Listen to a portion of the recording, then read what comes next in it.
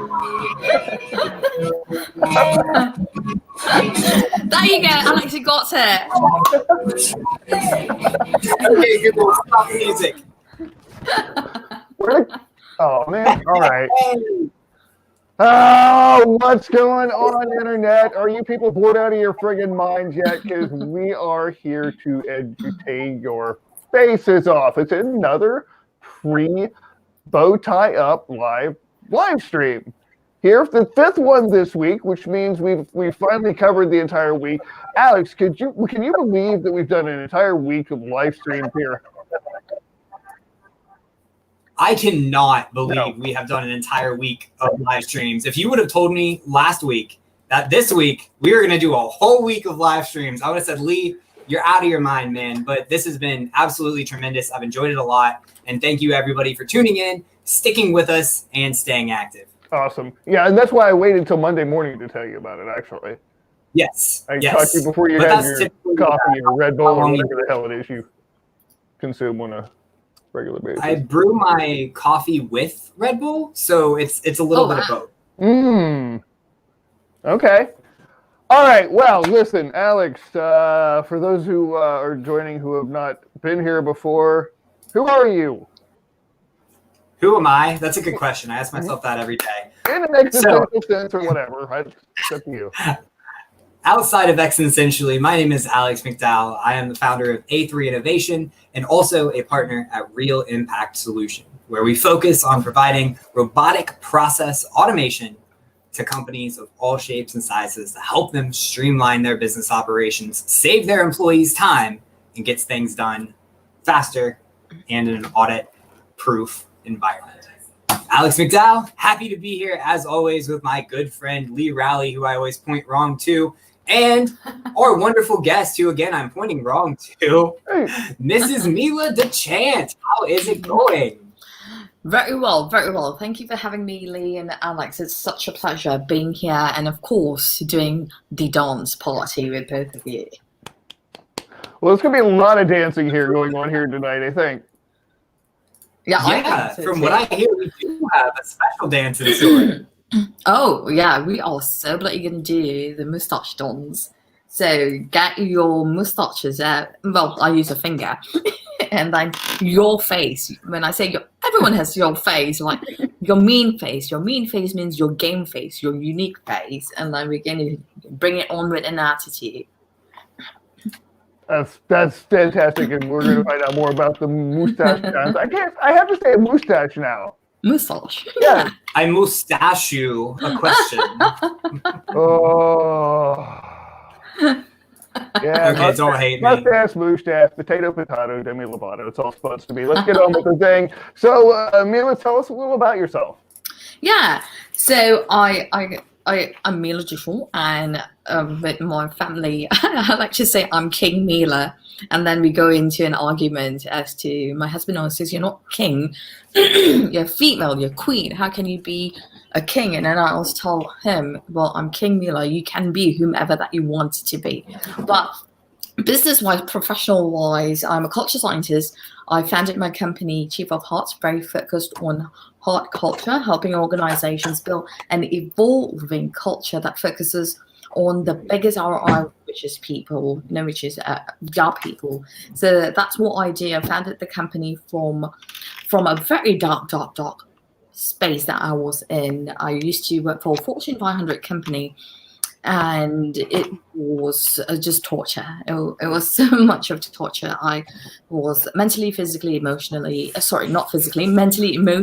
abused to a point where I underwent anxiety, depression, and actually stood on top of a building ready to commit suicide in 2018 because the lies which was taught to me became my reality. And I wanted to change my narrative and my reality. And I thought to myself, leadership and culture is not supposed to be like this, where you torture people every single day. And that's why I founded my company, very focused on culture and the hearts of people. So here I am today. And of course, I love to dance. And I always pull everyone to do the moustache dance with me. So I'm really excited. Wonderful. We're glad to hear you're here. Thank you so much for taking the time to hang out with us today, especially on short notice. We realized that our schedule's filling up for this thing. Next week's all filled up. But then we said, oh, Friday, what do we, and they just haven't talked to you. And I said, gosh, would you mind? I know it's a lot. Sure, we'll do it. So thank you so much again. So Lee just accidentally removed himself from the stream, but it is all good, ladies and gentlemen. It was time for us to stop the show to say hello anyways, as we get Lee added back in the correct position. Bloody hell. Yes. So I will remove me. Oh, that was not removing me. Ah! This is like... Oh, boy. Hey! We're back. We say that it's a dance party. This is a screen dance party. Yes. It does not mean the screen should be dancing, but we do have to stop the show so we can say hello, everyone's favorite part, or at least mine. Going through the comments here. Hello, Mr. Jeff Adams. He says, got internet. To be honest, we might got internet right now, but I do not have the focus to keep up with all of these screens.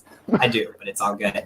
Sophia Russo, welcome back. She says, hey. Hi, Lee, Alex, and Mila. Hi from Athens. And to clarify, that is Athens, Greece, right? Because you have mentioned beautiful, beautiful place. Hope you're staying safe and healthy.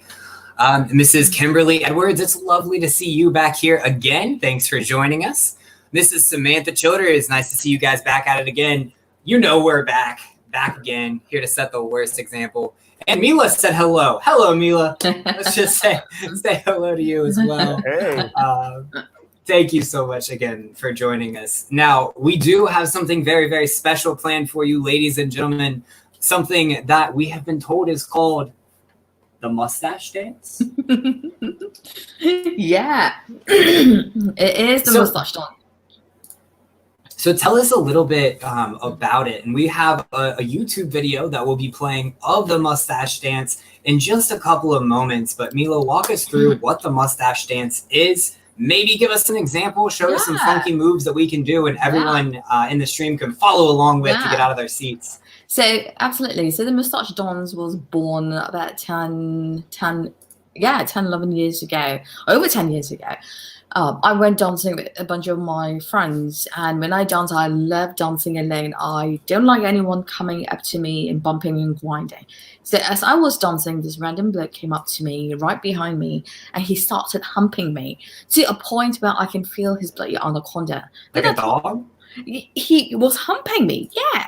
And I turned around to him and I said, no, you're not bloody humping me.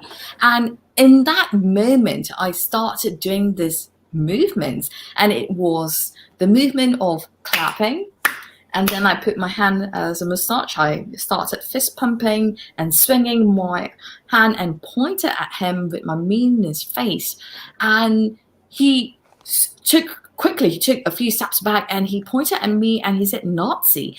And to me it was like, no, it's a dance of my empowerment. It's my space, protecting my space. How dare you come and hump me with your bloody sausage? Move away. But that dance helped me reclaim my power, reclaim my space. So I use that a lot in a lot of icebreakers, and every company that I go to do workshops, I break it with this dance, the ice breaking. And I feel that, everyone has got a story, everyone has got a moment to reclaim your power, reclaim your voice. So let the mustache be your dance of enablement. So I call it the empowerment enablement dance. So do you want to do it with me? How could we not? Can we say Oh, we got an invite to do the mustache dance? Yeah. Yes. So we are so guys, we are going to mustache dance. So everything has got 4 beats, right? So when you you have to stomp your foot too, but we don't need to stomp your foot. I don't think you can capture that in camera, or can you? So everything is like 1, 2. I could if I stand on my chair.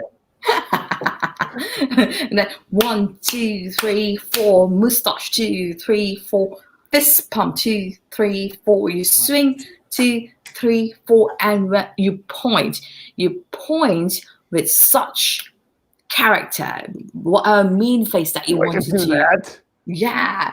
So Okay. Come So join me. we got the beat going, right? So Okay. we got Yeah. a 1, 2, 3, 4. And then Four. step number Mustache. 1 is Yeah. mustache. So we Yeah. mustache. And Mustache. then we 1, 2, 3, 4. No, so it's clapping. 2, 3, 4. Okay. Mustache. 2, 3, 4. Fist bump. 2, 3, 4. Swing. 2, 3, 4. And you point. Yeah. Okay, should we do it in live time? And everybody out in the audience, please follow along with us as we mustache dance. All right, do we're it. gonna We need Mark Youngerman here to like keep the give us a Let's nice. do it. No worries, guys. I got an actual camera, so you can see All right. full screen. Right Let's on. do this. All right. And that's it. 3, 2, 1, go. 1, 2, 3, 4. Mustache. 2, 3, 4. Fist bump. 2, 3, 4. Swing. 2, 3, 4. And you point. Yeah. That was awesome. I feel so empowered as I scoot back up. Thank you, everyone, for bearing witness to the tremendous mustache dance round of Yay. applause for I love Mila it. I love it. Such. teaching us on such short notice. Ooh, man, that really gets us in a good move. I feel limber. That's the most I've moved all day. It's good to just cut loose on a Friday and do the mustache dance. Oh, I already had the ticker up. Thank gosh. What better thing could you do on a 420 on a Friday afternoon than a Dance away. mustache dance? I mean, I know what I'm going to be doing. Right. We could do TikTok dances. Oh, yeah. We could, I don't know any, but I am actually going to jump. I'm going to throw my hat in the ring in TikTok. I don't know what I'm going to do, but we're going to find some outrageous crap to do. I spent a little time on it this morning, and I'm like, yeah, I can hang with these little bastards. So, one of the things that I am so interested to see, Lee, what you come up with for TikTok. so Lee, every Friday I do entrepreneurs and leaders who dance. So if you want to do a dance with me on TikTok, I can. You do not. You know what? My wife and I took salsa dancing. One salsa dancing lesson, and partway through it, the instructor looked at me, and I kid you not, he looked at me. He said, "Sir, I got to ask you a question. Do you drink?" And I said, "No." He said, "Maybe you should start." Okay. That was. Ouch. That should give you an idea of the extent of my dance capabilities. it's fine. And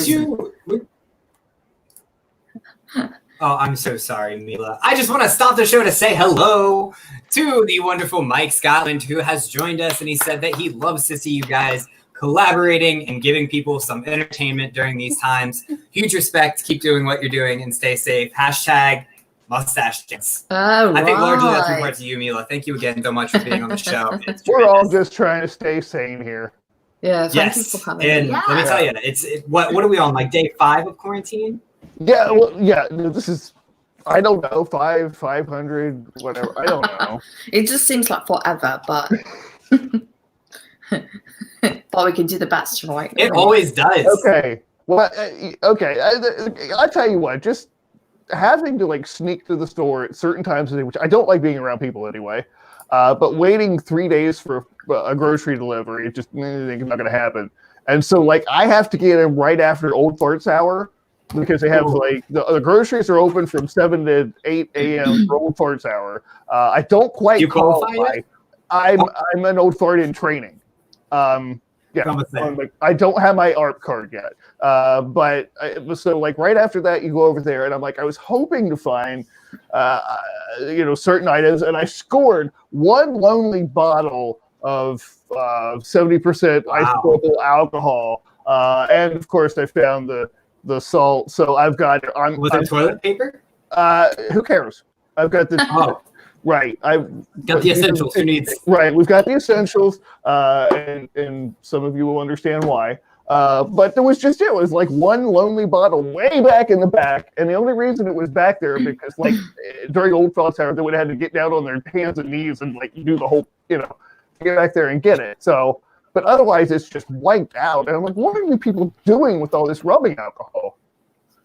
But honestly, I don't know what anyone's doing with all the supplies they're hoarding because it doesn't help them. No, You cannot no. wipe away corona. And Doesn't this work is like like I cannot understand the toilet paper. It's like, how much do you need to wipe your bum? Can't you just wipe your bum? Like wash your bum. Isn't that more cleaner, washing your bum as opposed to wiping your bum? So I Have you don't. heard of a bidet, guys? Come on. Yeah. Never mind the fact that producing toilet paper is a relatively short supply chain anyway, so it's unlikely to be disturbed like this before something like technology or any of the other sectors that we rely on every day. Like, and we're worried about running out of friggin' toilet paper. Derp. And we gotta stop the show to say hello. How is it going, Mr. Enrique? Joining us saying hello. How's it going, my friend? Hope you're having a tremendous day. What hour? Your person goes to over 80, Jeff says. He was asking about senior hour. So there have been stores that they're setting apart like an hour in the morning. Like I just got an email from Staples this morning from like 8 to 9. It's just senior time. Like you just as a senior can waddle around and just. The definition of senior depends on the locality and municipality and rules and laws therein, and we're not suggesting that anyone's old or not old. And I like that they are doing that. I think that it's great that they're doing that. It's social responsibility, right? Every store is taking responsibility and providing that resources to different communities, and that's the whole aspect of diversity. Over here, I live like 5 minutes walk from Trader Joe's. I cross the street and that's Trader Joe's. And they used to open at 8 a.m. Now they only open at 9 a.m. and they used to close at 9 p.m. Now they close at 7 p.m. But the first few hours is dedicated for senior and people who really need the resources. So I'm really glad that a lot of shops, a lot of businesses are doing that, like really caring for everyone in the community. That's fantastic to see. I mean, that's something that, as unfortunate as this crisis is, I've seen over and over again how it's brought together people in a way that we haven't seen it in a long, long time. Mm-hmm. Yeah, and that actually is a great segue into our first discussion topic for the day, which Mila has brought up diversity already, which is huge. And when it comes to everything going on right now, we see workplaces that are transitioning to entirely remote. So we've got workforces working from home that 2 weeks ago were in an office. We've got a lot of change going on right now, and diversity, which has always been an important factor in any organization. You know, we really have to ask ourselves, what does it mean? How does diversity, has it changed, in the last week? Like, how can you embrace diversity when you are working from home? And then how can an organization really be more diverse? And what does it really mean? Yeah. So a lot of the times diversity is looked at as a black and white topic, right? Especially in the United States, because I lived in different parts of the world and different parts of the country all my life. And when I moved to the States, diversity has been a very singular approach. And when I say singular approach, it's just let's check all the tick boxes, ensure that we satisfy all of that policies and we're good to go. And diversity is often looked as a department which belongs in the basement or the Arctic, right? Or an isolated factor. It's not really integral. So, even now, most so is the now of workplace, right? And the now of leadership. That's what I often focus on. It's like, how are we truly looking at diversity, especially when we have been misplaced? When I say misplaced, a lot of displacements have been happening where we are taken out of the traditional workspaces in an office, right? And we are forced to work from home. And work from home has been such a taboo topic for the past few years. But in essence, remote work and work from home has been happening for years. I have been separated from my family for like close to 20 years. When I say separated, I live in a different continent, and I've always depended on FaceTime or camera or video conferencing to speak with my family or my friends or even collaborate online at international level. And that is diversity itself. So how can we bring that diversity into the workspace when everyone is remotely working? It's so nuanced. First aspect is, how can we really shift that mindset of diversity is, let me just make sure that everyone of different ethnicity is in the workplace, but also welcoming that how does everyone assimilate working from home? How does someone assimilate or adapt or adopt to working from home? What kind of resources do they need, right? Or does 8 a.m. really work for someone? Maybe they want to do yoga or meditation, right? And really understanding someone from a very granular level, because I feel that from the research that I've been doing for the past 8 months, that's a huge component that we have missed out in approaching diversity. We speak about inclusion, we speak about belonging, but we have missed out the part of acceptance. How do we truly accept someone the way that they are showing up, even if they are forced to work from home, forced to work remotely? What kind of resources, what kind of help, support can I give, even online? Because a lot of people take this as, oh, remote means I can't speak with you face to face. I can't sip on tea. Well, I do not know if people sip on tea, coffee or whatever, right? Face to face. But let's shift that mindset as to we do have the resources enabled. It's just not video conferencing. Pick up the bloody phone, speak with the person and say, if you want to hear that year-to-year voice, right? But really, truly understanding, hey, I'm here for you. How can I truly see you the way that you are? How can I truly enable you the way that you are, even though we are separated? What kind of struggles are you going through? A lot of people are working from home where their children are at home as well. Schools are shut down as well. So they're struggling with homeschooling. They're struggling with keeping up with work. They're struggling with preparing lunch for the children. So be that leader that approaches diversity from a very widened scope as to how can I enable, how can I shift that 8 to 5, even the normal, right? The normalcy, shift that hours to, okay, what works for you? Be really flexible. So I think we need to really approach diversity from a really widened lens right now, more so than ever, and not treat it as, here's the department, go to that department and figure things out. We need to integrate it as a holistic system in everything that we do, focusing on the beating hearts of our people. Wow. Absolutely true. Yeah, and that's a very people-centric approach, which I like a lot. I know that earlier we had talked about how a lot of times diversity is approached as a checkbox. Yeah. It's a department that you have to have. It's a practice that you have to have, but it's not really within and integrated and living and breathing within an organization.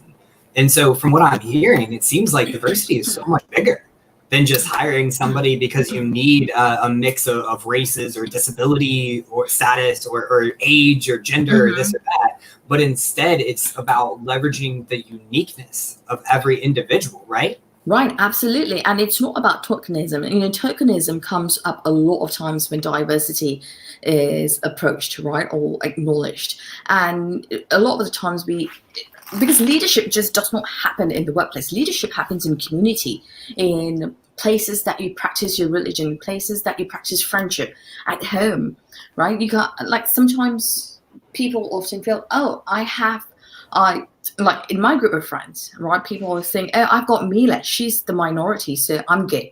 I'm good. I embrace diversity, but that's the wrong kind of mindset.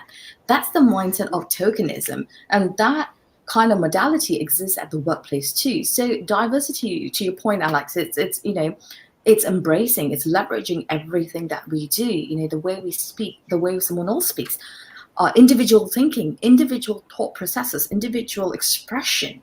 Right, the way you express, Alex, is so different from how Lee expresses, or from what Enrique expresses, or anyone in Sophia expresses. So everyone expresses differently based on our life experiences, right, and how we solve situations. I used to work with an engineer who was from Morocco, and she's a female engineer, and she's from a different country, right? And she solved problems and challenges from a very different lens that we are not exposed to, because we belong in a different country. approach challenges from a very different perspective. So bringing her perspective from a diverse lens allows us to collaborate, because we are each exposed to different life situations, different kind of problem solving. Problem solving in collective cultures and individualistic cultures are so different. Even with problem solving at home, even with families, right? How many families, I mean, we all have had families where, you know, listen to me, what I say goes, as opposed to, okay, how can we solve this together? So that's such an important thing to even acknowledge, individualistic and collective. Collaboration. Yeah. Yeah, and I love that shift in mentality too, of that individual focused to group focused to progress driven instead of just one result. But we do have to stop the show to say hello. I did miss one. I'm so sorry, Mrs. Hannah. Thank you so much for jumping in and for saying hello. And just jumping in with us, we have Mr. Sidney Jones, one of my absolute favorite human beings. So make sure to go follow Sidney Jones. He's great, does a lot of inspirational content. And when it comes to talking about building a remote workforce, he's also a great discussion. And I know that he was even looking forward to this discussion today, Mila, because of how we're talking about culture, we're talking about diversity, we're talking about the changing and evolving workplace. And it's just tremendous discussion for us to be having, especially right now. And we've had a couple of awesome comments come through too that I just wanted to point out. So I have to scroll back up a little bit here, guys. Thank you for being so active in the comments. I'm just working on getting through them all. So earlier we had on the topic of diversity, Enrique mentioned that they just added some diversity in terms of forms of work. And also the work from home ability and being able to succeed in the environment will change the view of work from home, which is a great point because we're working from home now. We weren't before. Management's going to see that things are still getting done, right? And at least it's appreciated more with the new perspective. And that is very, very, very true. He also says, Enrique, that he sees teachers being appreciated more. And I think we can also expand that from teachers to the essentials. The people who really are critical to the infrastructure of society, the nurses, the EMS, the hospital staff, even the grocery store clerks, man, like they're the ones who are keeping us afloat during that time. So shout out to them for sure. Sophia mentioned that diversity is the being able to adjust in various situations, develop a growth mindset, and see things from a different perspective. And it's just got a lot of things still to scroll through. I love seeing that feed so active. Yeah, for sure. Keep it up, friends. Keep on. And how do I point to Lee when I don't want to point to Lee? And I meant to point to you fine folks over there. There we go. To you fine folks over here who are dropping comments all up and down here. Keep it up. Yeah, I see. Drop a line about diversity and what it means to you, because it's been a great chat so far. Now, Lee, when it comes to diversity, what are your thoughts on it? I mean, what does it really mean when you really boil it down? What does it mean to you? Man, well, I love that Mila used the word acceptance because that's a very, very different thing from tolerance. And I think that that's what you get out of tokenism.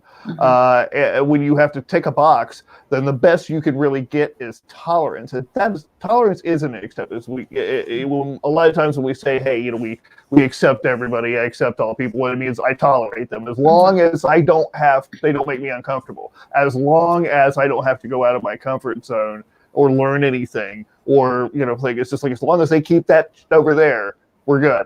But that's not what you're talking about. You're talking about inclusion, embracing, learning, actively being curious. I always tell my students, unlearn something every day and be curious. And that's to me, that's at the core of diversity, is just having that curiosity.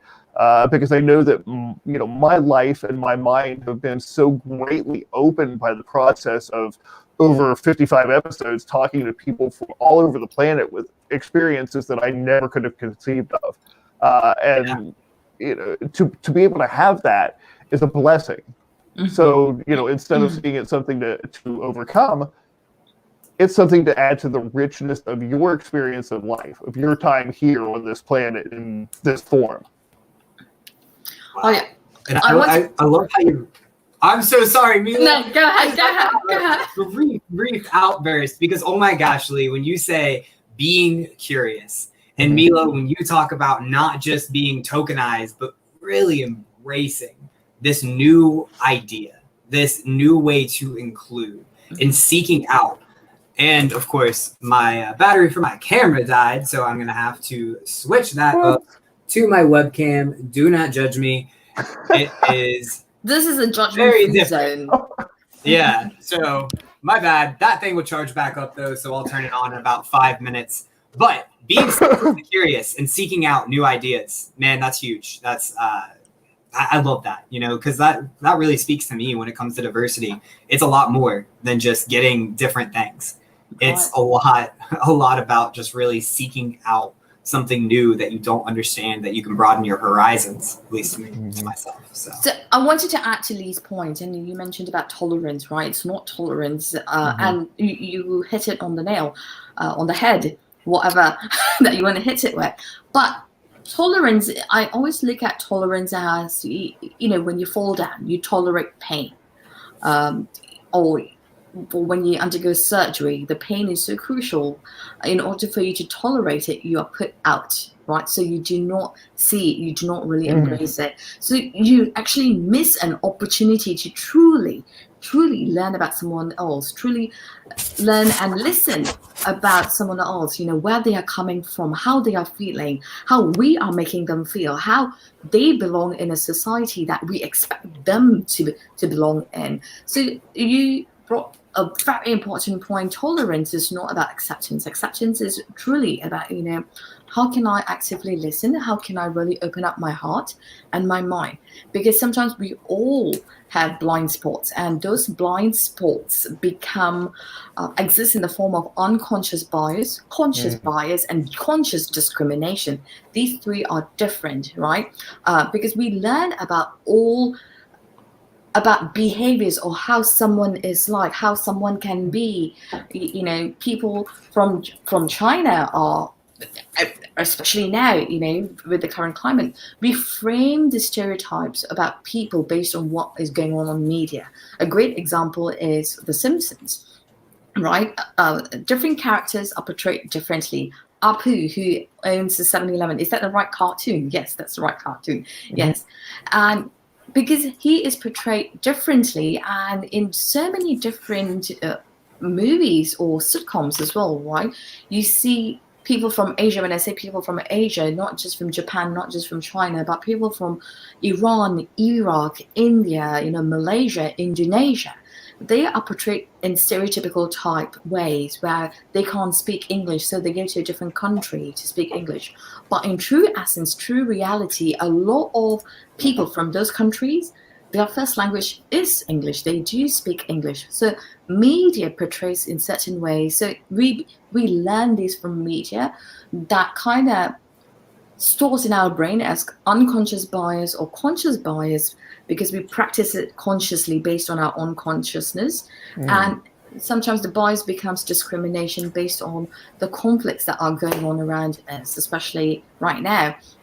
Rather than calling it the COVID virus, you know, sometimes some people choose the wrong narrative or the wrong wording as the Chinese virus. So diversity is truly about acceptance and not about tolerance or shutting off our blinders. So I really love that you eliminated that point.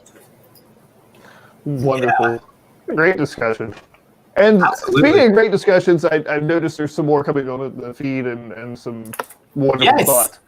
I was just about to actually comment on that, because one in particular that was absolutely incredible, and hopefully my battery doesn't die again, was Mr. Sidney Jones. Like I said, he's one of my favorite humans in the world. Just going to give him that other plug. And he said that diversity is about heterogeneous collaboration and capitalizing on the different perspectives and viewpoints of others in different geographical areas. This is what a distributed workforce enables. Which leads us to one of the other discussion questions that we had on for today, which centers around the distributed workforce and diversity as a whole, culture, everything that we're talking about plays into this idea. So how do you be more effective working from home, because we're all working from home, and how do you embrace more diverse ideas? And I'll add to that as well, how do you maintain your culture? So to work from home, I founded my company in 2018 for 2 years with the sole intention to bring everyone or to enable everyone to work from wherever that they are located in, right? Because that's the now that I look at. It's no longer the future. That's the now I'm looking at. How can we truly enable people from how they are, where they are? But years ago, during the industrialization era, no one had computers, right? Or very few had computers. As years progressed, very few people own laptops or even computers at home. But now at least each household has got technology, to be a computer or laptop or iPhone or smartphone. So it enables everyone to be connected in times of disconnection. When I say disconnection, especially now the pandemic, right? But working from home enables someone to set the schedule however that they want to work from, and not really implementing that 8-hour work hour as well, because that belongs to the industrialization era. And also enabling someone, what time can you focus the most? In my company, I tell my teammates, work whichever hours that you can focus on, if it's from 10 to 3 or 10 to 2, whatever. I always tell them, this is the end goal, this is what we are going for. I am not bothered about how many hours you put in, but work during the hours that you are mentally focused or mentally sharp, where your creativity comes out. If you do not have creativity, your purpose, your passion will not align with the output. So that's what I always enable with my teammates. And it's always about, effective working is to have connections with them. I do not connect with them every day. It's just twice a week, on Mondays and Fridays, and that's it. It's a power hour. I call them power hour. Mondays as to the discussion can be, how do you sleep? What kind of issues are you going through in your personal life? Because personal life it's real. Your work life is real. It's not like Lee 1.0 showed up at work and Lee 3.0 is at home. Lee is right. Lee, no matter where you go, right? So that's why we love him. Those are the conversations that I bring, and I always ask people, what are the struggles you are undergoing, and how can I empower or enable you? What are the resources can I give you to enable you? Sometimes people just say, listen to me. And when they say listen to me, it's truly listen and find the solutions for them. So remote working, effective remote working for me that I have enabled in my organization is giving them the flexibility. The new full-time is no longer 40 hours or 70 hours. The new full-time is 20 hours, or however someone is fueled with passion to produce something. They don't necessarily need to report to me. I don't care about that. It's just, during the power hour on Mondays and Fridays, we come together, we really get to know the struggles, and then we solutions together and say, how can we move forward together? And what's the end goal? And, of course, I have other resources, platforms like Slack. I have group chats, all enabled collaboration, Google Docs, where we can collaborate online. Because someone who is focused at 10 a.m. can function really well, but not everyone functions well at 10 a.m. So I refrain from going into let's come together and work together, because sometimes 2 out of that whole group will not be able to focus. They might be the people who want to focus individually and can get their creative juices. So I always have that diversity aspect. Work whenever. We have a collaborative document online. Put your ideas whenever you want. So that becomes more effective when you work from home or remotely. Yeah, I actually wrote down a couple of points that I wanted to retouch on, because you brought up some absolute bangers there. But we got to stop the show to say hello and go through some comments from everyone's favorite audience members, which is all of you lovely people out there. So we have a hello to Mrs. Cassandra Govan. Thank you so much for joining us and for your insightful comment, which I would like to highlight. So Cassandra says that she agrees with us having an unconscious bias. just to check yourself often with this. And the key is being in tune with your thoughts so that you can catch them early and change appropriately. I love that. That's personally something that I've had to work on over the years, is just having a filter and maintaining that filter and making sure that what was up here wasn't always just coming straight out my mouth, but really thinking about things and making sure that, I am saying what I actually mean, not just saying what I'm thinking. So I love that thought. And we also, Sydney said, we hire you where you are regarding remote working. No travel needed. We need your ideas and experience, which can be contributed remotely. Kimberly loves the idea of the power hour, which I do too. Yeah. That's a great way to word it. Enrique says, culture will be a global thought from now on. Ooh, yeah, we're going to get into culture here soon, boys. So stay tuned. So culture will be a global thought from now on, and you'll see that instead of workers adjusting to company cultures, companies will have to adjust to their workforce cultures. Ooh, that is cold, man. I love it, love it, love it. Yes, companies should not force workers to adjust to them, man. Your workforce your people are the single most important asset that your business has. The only thing that will stop your business in its tracks completely is if you have no people. That's it. So you got to adjust to them. It's your job to adjust to your people to make them feel good. You're paying them not to be there. You're paying them because you're providing for them, because they're doing something for you that you don't have time to do yourself. Show a little gratitude in your employees. Yeah. No, I can't do it. Man, I get upset about this. Rant.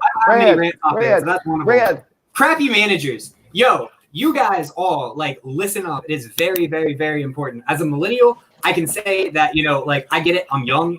All of us coming in are young, and it's very, very natural to be intimidated by the youth, the enthusiasm, those ideas that we always are coming up with. And it's because we've been told all of our life that we're just wrong. That any thought that we have is completely wrong, that we should just be irrelevant because we're this or we're that. It's no matter who you are, and I work with CEOs on a day-to-day basis now, which is cool. It's cool to say, I'm not gonna lie. But I don't care who you are, you still have a responsibility to your people. First and foremost, no matter what. I don't care how old or young they are. I don't care what gender they are, what race they are, anything. You got a responsibility to make sure you're taking care of your people. You are treating them right. You are giving them what they need. And giving, how are you ever going to be in a position where you're really telling people and controlling their time to such a minute level that they can't take off time for a doctor's appointment because the phones need to ring? Let it go to freaking voicemail, dog. Always got to take his kid to the doctor. Get out of here. That stuff gets me so upset. Thank you for letting me rant. To sum it up, don't treat your employees like crap, and they won't treat you like crap back. We work for things we're passionate about. You let that passion go out, you're going to build something great. Yeah. No, I'm with you, and it's I because I experienced it first-handedly, right? How managers, but not all managers. I don't like to call it managers. I want to call it people enablers, because when we are leaders, we are actually enabling someone. We are giving a hand to lift someone up. Right, we're not trying to push them and say, "Hey, bloody hell, go down! I'm going to push you down, go die." No, we're not doing that. So I'm with you, Alex. And I get really passionate about, when we build something, we want people to come together, right? We want others to come and collaborate, because they have got a unique piece of mind that we lack. It's like piecing a jigsaw puzzle together. That's the whole beauty of culture. Culture is never stagnant. Culture is always evolving. You go to different parts of the world, tribal cultures. I had the humble opportunity to immerse myself in the tribal culture and really observe how culture is over there. The leader of the tribe never, ever forces everyone to do something. He or she will always emphasize on, have you eaten well? Have you slept well? Are you tired? Rest. Are you sick? Rest. Work will always be that, but your health, you will not always be that. So that kind of leadership, which I call heartship, coming from the heart, needs to be the now of leadership, right? The people, as you mentioned, everyone has echoed in the comments as well. People are our biggest ROI. Without their beating hearts, there will never be a beating passion or something that we're building. There can never be creativity, because your heart goes up and down. So does your mind, goes up and down. Life goes up and down. Business goes ups and downs too. And a lot of leaders think business is up, up, up, up, up, up, up. You just go up, you're going to fall and hit your bloody bum and bruise your bum. So, you know, the best way is to value. What's the value? The beating heart. I love that, man. I love that so much, Mila. Thank you for saying that. Just from everything from how the organization runs on that beating heart of their people to the fact that your people have to be in a creative mentality to work, that is so valuable. Everybody seriously listen to the points that Mila is making right now, because they're tremendous. And when it comes to culture, I can see why people hire you for it. And you had brought up another tremendous topic, which is how to manage change or adopt change. We're going to learn which one we should be doing. So what is the difference between merely adopting versus managing change? Sure. So when usually I like to lean away from the word managing, right? Because managing is we're trying to have control, right? Manage our schedules, manage our well-being, manage someone, manage like it comes from I need to have a systematic flow. It's good to have flows, but not in a very rigid manner, right? And I feel that sometimes when we talk about change, it comes from a place of like you're imposing it onto someone else. Everyone wants change, but no one wants to buy into change. So and I look at it as, okay, change is actually improvement.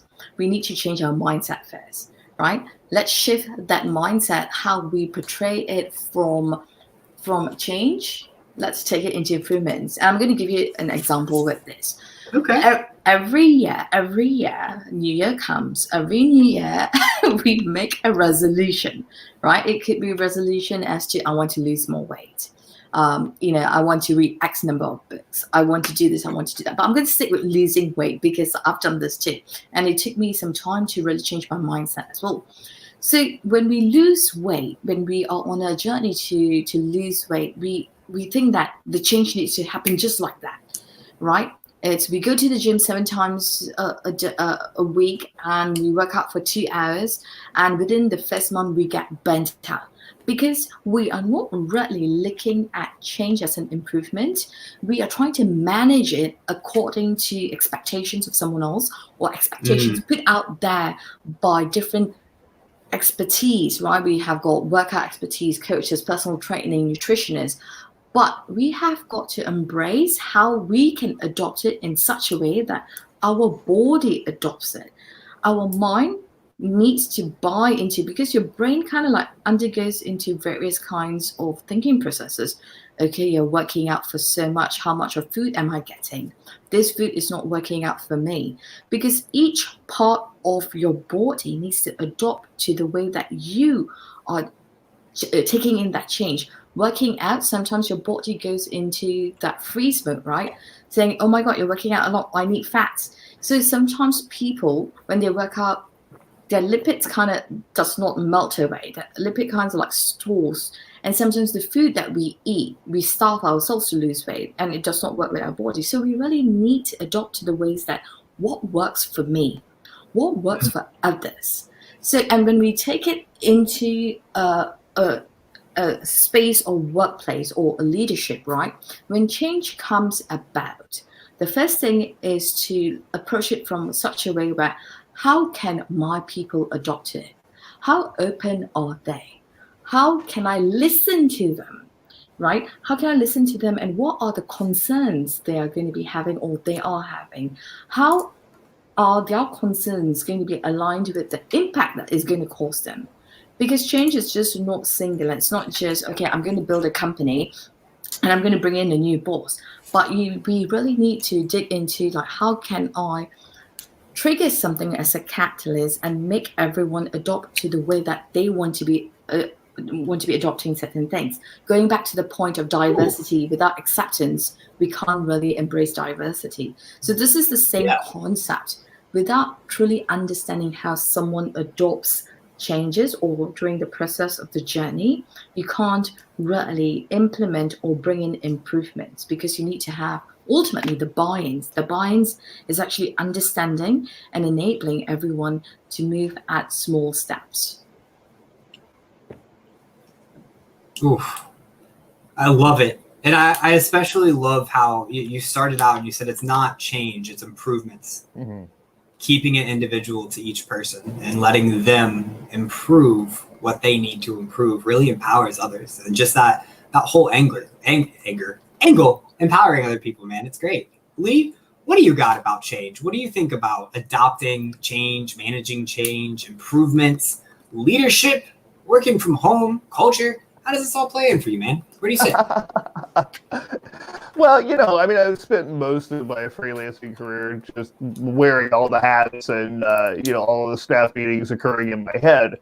But as things have evolved and we've started offering training and edutainment and shtick and all the other things that we do around here, that, I've had to learn to let go of some of that. And so I learning to understand what you don't have to do and letting go of that sometimes can be the most difficult thing in the world, because if you can't see yourself letting go of it, then how are you going to see someone else as being able to take it off your hands? And I think sometimes that and I know I've been struggling with this in the past, where I've really missed out on people's strengths because of just that not wanting to let go of pieces of what I was doing, because I felt like I needed to keep it all together myself. And Mila, I would love to hear your thoughts on that too, because you strike me as the kind of person who has figured out how to let go of wanting to do everything. And Lee, I'm just as guilty as you are, man. So I can't help anybody there. So, well, I'm still figuring things out. I always believe that I'm learning and I'm trying to compete with my yesterday self.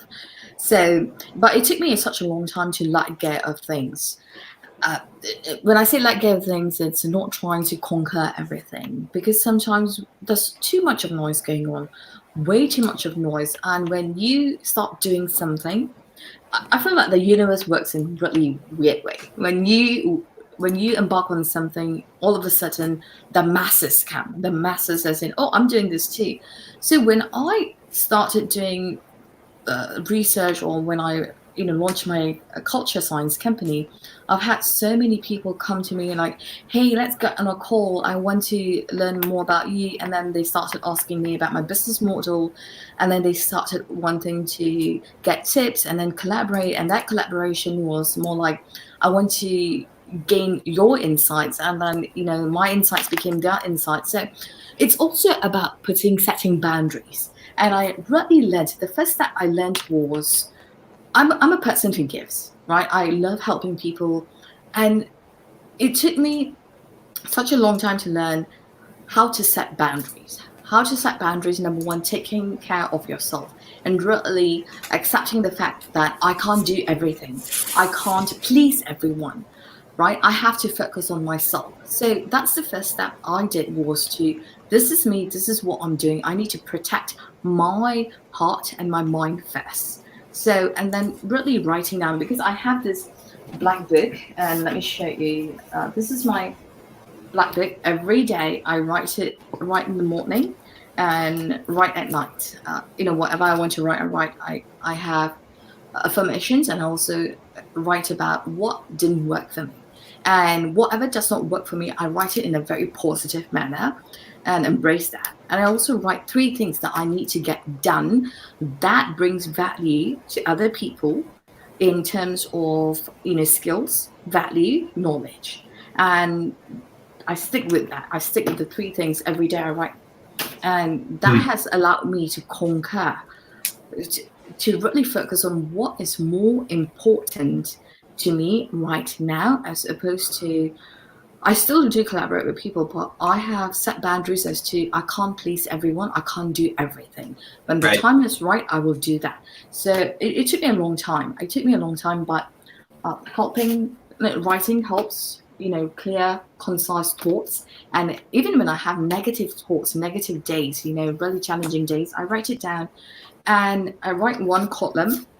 So I have 2 columns. Let me find it. I have 2 columns and like 1 page, right? So columns, whatever didn't go well, and I'll acknowledge the same thing on the other page. what can go well, and I'll write it in such a way that it is happening in the now, it is coming into fruition. So let's say yesterday I lost a business. I say XYZ company didn't want to hire me because of whatever, and then I'll write it as XYZ hired me on this date, April 1st, 2020 at 12 p.m. for what? I'll be very specific. So those are the kind of things that has helped me to set boundaries and to really focus on what matters, as opposed to taking on 1,000,001 things. Just really, what do I want to focus now? What needs to be put out there? Like podcasting too. So Yeah. yeah. And I actually we just had a guest on a couple days ago, maybe Melissa Kirkpatrick, and she had her days organized with a choice list. She called it, not a to-do list, but a choice list, things that she was going to make the choice to do. And I'm kind of hearing almost that same sort of mentality where you have your focus, you have your distraction-free environment, you have your boundaries that you set for things you will do, won't do, that you're going to choose to do. So approaching your day in a very structured way, in a way that and you can be fulfilled and satisfied, not setting yourself up for failure. I mean, I love what you're saying. And I think that you're giving the audience great tips. So make sure to thank Mila for all of the tips that she has given us today. Drop a comment below about your favorite thing that she has said, because I got several to pick from. I've made some notes. We are coming up to the end of our 1 hour live stream. So thank you so much, everybody, for sticking with us and for tuning in.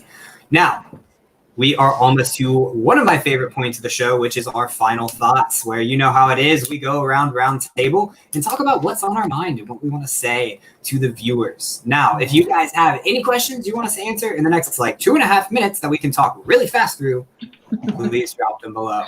And in about 30 seconds, once you are actually hearing this, we'll be able to see what there is. But in that time, Lee, I know we have talked a lot, and you haven't got a chance to say a ton of your thoughts that were on your mind, and haven't got to do a famous Lee rant yet. Now, you mentioned in the beginning of the week, Lee, that you are not going to be streaming on Facebook because you hate them. I'm curious. Oh, you want that one? Okay. Why are you mad at Facebook? You know what? It's kind of fizzled. So apparently they sent all their people home for the typhoid thing or whatever it was, and so their AI shut down my copy brand new page.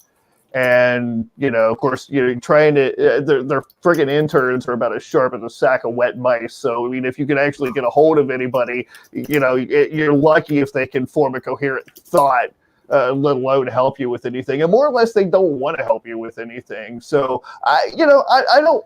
Everybody has their platform. I have not had a whole lot of luck with Facebook, and this is just the latest in a long string of disappointment. So for right now, screw you, Facebook. And I want to say that as we continue to scope out the glut of copywriting courses and programs that are coming out to all the scared people who suddenly need a new career, and they're teaching them that they can be a millionaire as a copywriter this time tomorrow. I went on a little I went on a little reconnaissance mission, and one of the big outfits that's doing this, I won't name any names. One of the big outfits that's doing this, I stole your mascot. Okay, this is Plastic Patty.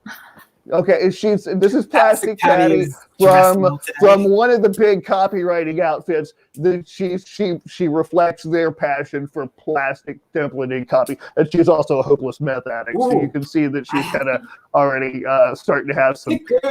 We got to go with that. So we got your Plastic Patty. You guys can't have her back. We're taking over the copywriting world and all that stuff too. So just don't bother. Just stay home. I always appreciate a good Lee rant on templates. So I've got stickers ready to go, all about why Lee hates templates and why copy is not in a can. Oh boy, you can always, if anyone ever joins in, you can drop a question. Lee, I'm thinking about using this awesome template. It's going to help me convert. Just please tell me your thoughts on it. It'll be hilarious. Plastic Patty is pretty much what you're going to get with most people. Yeah, just go set it on fire. You know what? Just go set yourself on fire. Like, if you're going to use a template, don't bother setting the thing. Just go set yourself on fire. You're setting your business on fire, basically, proverbially. We do not encourage you to actually set yourself on fire. Please do not sue us. Well, you can be on fire whilst dancing. Yes, yeah, you can be the girl on fire, right? I hope my moustache is not, well, my poor excuse for a moustache. I don't even know if this qualifies as a moustache, but if it gets on fire, I've probably got a problem. I don't. I was scared about the mustache dance. I was hoping I didn't have to be able to grow a mustache to qualify, because that would have been a blocking issue for me. Your finger does all the talking. All right. So that's all I've got. We've kidnapped the mascot. The final thoughts, Lee. We got to do our highlight, man. What? Oh, I thought that was the final thought. No, we haven't gone individually. We got to do round table. Oh. Hey, we want to hear what's on our minds. Raw, uncut, 45 seconds. I thought talking directly to the camera. Okay, all Lee right. already did that. He'll have to do that shtick again because I didn't make him big screen. I'm sorry. Blame me. Fine. I won't do the thing, but I'll do the final thoughts. Okay. Well, Mila, since you are our tremendous guest today, thank you again for being on here. What's on your mind? What would you like to leave us with?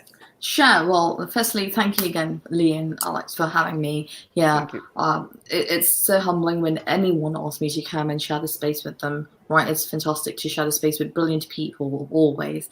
And my final thoughts is, I want to send this message to everyone: be safe, be kind, take care of your mental health during these times.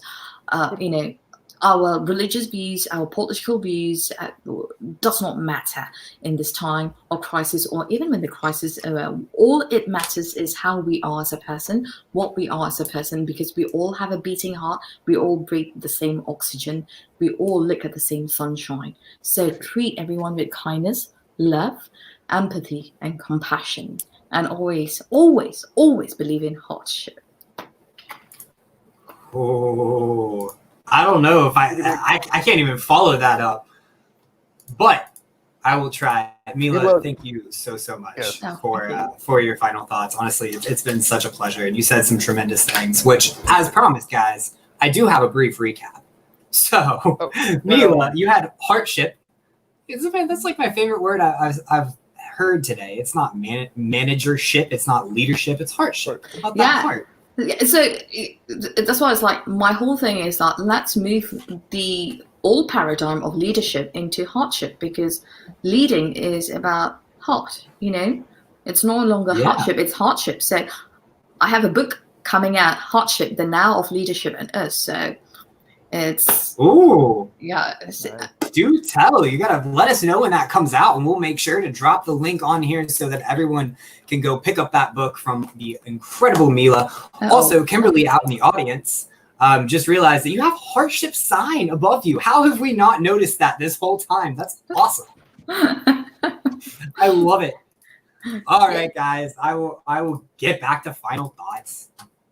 Okay, well, I guess I am horrible at this, so I apologize sincerely. And sorry, my camera keeps dying. But anyways, so I guess to get a little bit serious, today, we had so much fun. We learned a lot about culture and overall just empowering your people, different ways to lead, how to manage change when you're working from home. And what I would lead everyone with is just to think about what you can do to make the days of someone else better. Do something every day, whether it's just one little thing, but do it for someone else.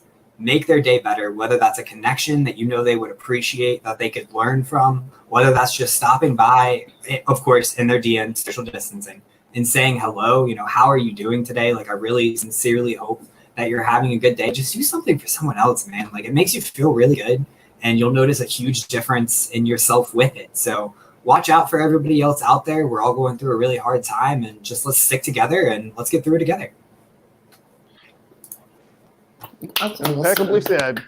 There's my Thank you, sir. Yeah, I don't have my soundboard, but there's my sound effects. So I was going to give you a round of an actual hallelujah and a round of applause. We'll work on that over the weekend. But exceptionally well said, Alex and Mila, again, thank you. You both are so impeccably spoken, and I appreciate having you both here to provide value so that I can just sit back and make bad jokes. It really just makes life easier for me. And I learned so much. That's true. I mean, I have kids, but I really love the insights that we've been able to bring to the audience this week and to people who are just finding themselves for the first time in a world that just doesn't really make sense from a business standpoint. I mean, they're finding themselves working at home for employers, and they're thinking, oh, maybe this isn't so bad. Maybe, should I start a business? It can cause you to really reevaluate a lot of life decisions.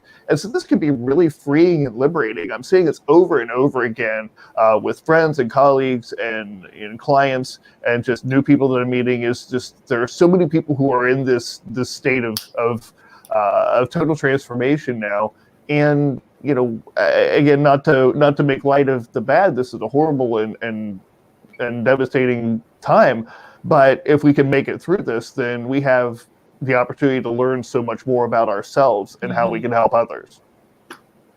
Yeah. There. Well said, Lee. Sorry I didn't give you your classic Patty final thoughts. Yeah. But those were awesome. And I just want to mention, Lee did say if you're considering starting a business during this time, you might have some questions. Well, you are looking at a couple of people, and we have had quite a few on the show that are absolute moguls when it comes to starting businesses. So if you or someone love, care about, or want to make fun of is thinking about starting a business, please send them our way. We will be happy to even have them on the show, walk through their idea, and give them helpful tips and tricks and things to avoid so that they don't screw up as much as we did when we were first starting out. I know that they will enjoy it. Awesome. Fantastic. Just thought I'd throw that. Mila, thank you again. No, thank you. Thank you so much for having me. It's such a pleasure speaking with really heartful people like yourself. So thank you for giving me the space and welcome me into your space. So thank you. You're welcome anytime. Thank you so much. I got a few people to throw out for people to follow. Do you want to do that real quick? Oh my gosh. I'm horrible. Hold on. Okay, so generally with new tradition, we're throwing out each of us if you can 3 people put in the feed that you think everybody should follow and get in touch with who are real ambassadors. LinkedIn luminaries, we're saying. I think is what we came up with. LinkedIn luminaries. So who are your 3 LinkedIn luminaries? And not just the people on this side of the screen. In the audience, if you have contacts, luminaries to share, please tag them in the comments so everybody can go connect with them and learn from them as well. And we'll do this just like we did yesterday, guys. So drop your 3 favorite connections, your 3 luminaries that you think everyone should connect with. Someone who has a better battery for myself for my camera would be awesome. But your top 3 LinkedIn luminaries, drop them in the comments. We will do the same and make sure to go give a follow to all of those luminaries, and we will grow our networks together. I just entered my top 3. Well, you already had them on top of your mind there. That's fantastic. That means they really are true luminaries. So I'm glad. I'll have to follow all of them. So guys, thank you for tuning in with us again and for growing your network. Make sure to check the comments below so you can see everyone's luminaries for today. Drop a follow and we will see you, Monday at 4:20, right, Lee? That's right, man. Back here at Monday on 4:20. Yes, what you said. Yes, Monday at 4:20. We will see you again. I'm Alex. That's Lee. And that was Mila. Thank you for tuning in to Road to Bowtie Up Live. Right on. Thank you, everybody. We'll see you on Monday. Everyone. Post